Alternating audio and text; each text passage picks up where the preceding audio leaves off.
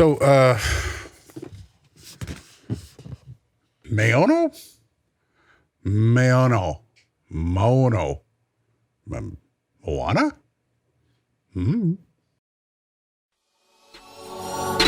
This is Aiden Wolf. Welcome back to Dark Corner Studios. My name is Aiden Wolf, and today we are going to unbox and we're going to test out the MAONO or MAONO. I don't know how to say it. It's a microphone. It's a really, really cheap microphone. And I have seen a few reviews online that maybe didn't go through it a lot or exactly how good this thing is, but a lot of them have been kind of built up to make it sound like it's really, really good. So I wanted to find out for myself. So let's go through this. Now, this comes in a multitude of different packages. The one that I would suggest is the one with the boom arm. If you already don't have a boom arm, I had no reason to get a boom arm because, well, I've got multiple kicking around here. This one comes with an actual stand. It comes with a pop filter and the mic. So I just no need for a boom arm. But there is also one other really cool thing about this. Comes with its own carrying case. Now, I'm not exactly sure who requires a carrying case for their incredibly cheap, possibly streaming mic or whatever the case is. Get it? Case. Look at that. It's got a little handle. It's got little clips. Put this down. Okay, so we're going to unclip. And see, are you ready for this? Are you ready for this? Ooh. All right. Kind of looks like somebody just threw this stuff in here, but user manual in case you need to know, I guess, how. Oh, okay. I guess it's putting the mic stand and all that together. Might come in handy, right? That's gone. Let's also look at this. Ooh. This looks like a shock mount. I gotta say, kind of smells plasticky in this thing. All right. Oh, cool. So what these are just standardized mic clamps that will fit almost any microphone. You just pull these back, you slide the mic in, and you're good to go. You can buy these things for, I think I bought mine for about $20. So this is actually a pretty decent value considering the amount of money I spent on this, and you're getting a microphone, you're getting a stand, and this. So it's moving on. Next up, you got some microphone cables. That's kind of cool. USB type A, I believe. I'll have to look into that. There you go. Nice and long, so it'll reach your computer.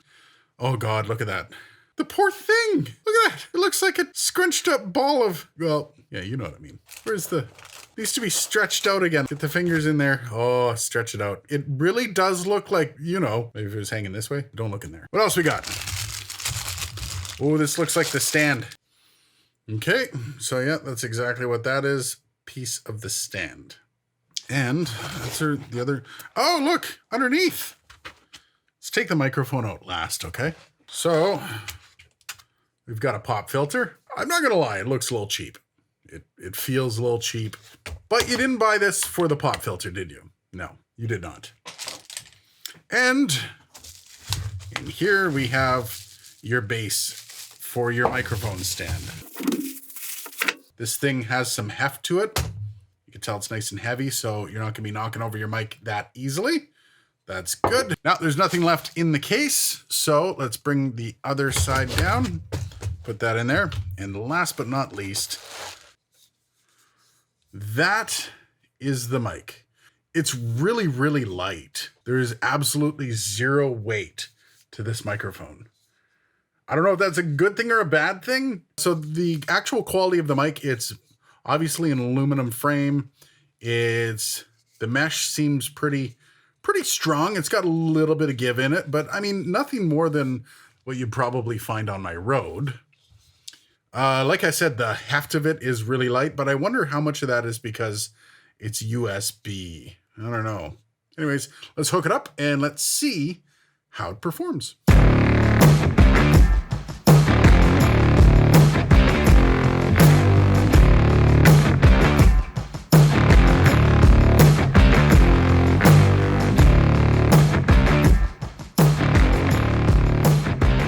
So this microphone is actually pretty sweet. It's nice dark black, doesn't really fit in the shock mount, which kind of annoys me, but at the same time, we're looking at the price point, and the price point is pretty low. It does actually come with a stand, and the stand isn't that bad. I mean, it goes up about 5 inches, so on a normal tabletop, it will bring the microphone up to your mouth, which is really important. But if you're buying this microphone for streaming or anything like that, I would suggest getting the other package with the boom arm. It's actually a little bit cheaper, and it's going to be easier to move the microphone around when you're streaming, if you want it out of the shot, or whatever the case is. This could also work for podcasting.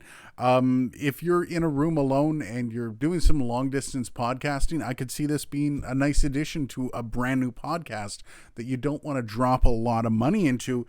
And because it comes fully equipped and you can just plug and play, I think this is one of the best options for the lowest amount of money spent for the highest yield.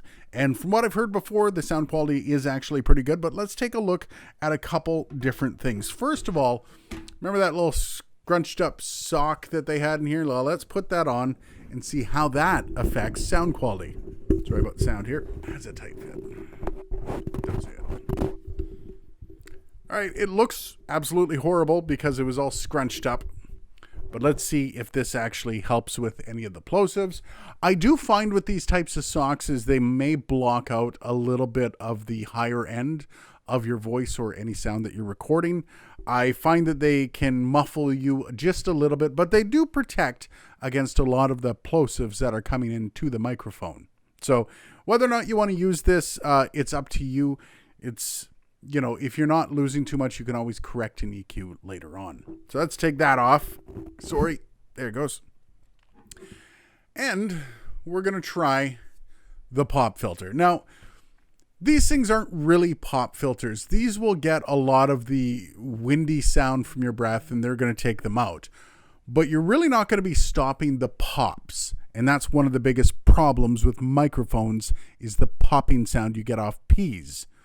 So let's see if this actually works as a pop filter. I'm actually kind of curious here. So let's set that up.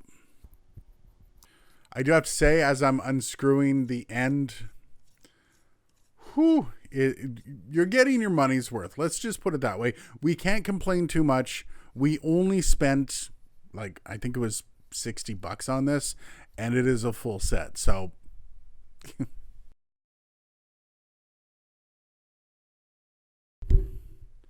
I really don't like these bendy ones either because they don't really stop it. They don't really work all that well, and they keep you further away from the mic than you should be. Peter Piper picked a peck of pickled peppers.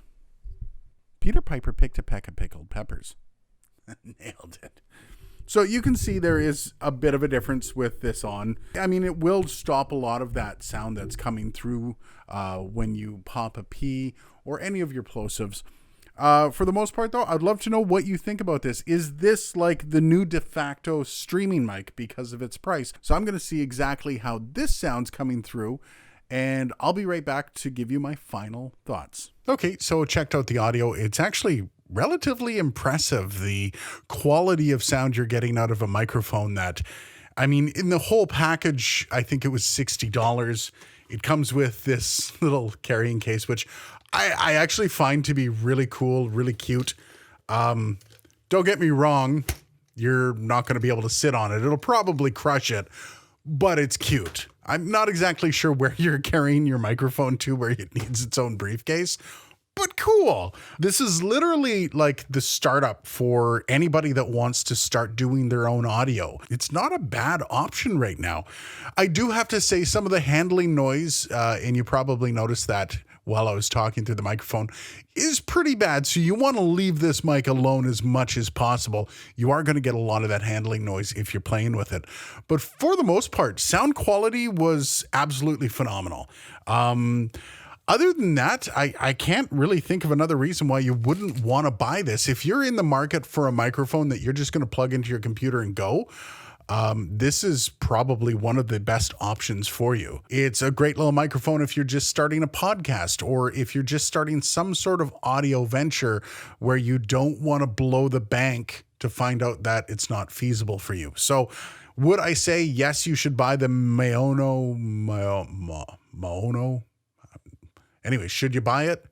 Yeah, I actually think you should. Pick this thing up on Amazon if you're looking for a great starter mic. Thanks for watching. If you like this video, you can hit that like button and maybe even consider hitting that subscribe button so you don't miss any new videos coming out. I did promise a little while ago that I've got a review for the Zoom LiveTrack L8 coming, and it is coming. It's on order. If you want to see that review, it is coming. I promise. I will be comparing the Zoom LiveTrack L8 to the Rodecaster Pro. If you want to check that out, make sure you're subscribed so you don't miss that video, which is coming very, very soon. God help me if I don't get that mixer soon.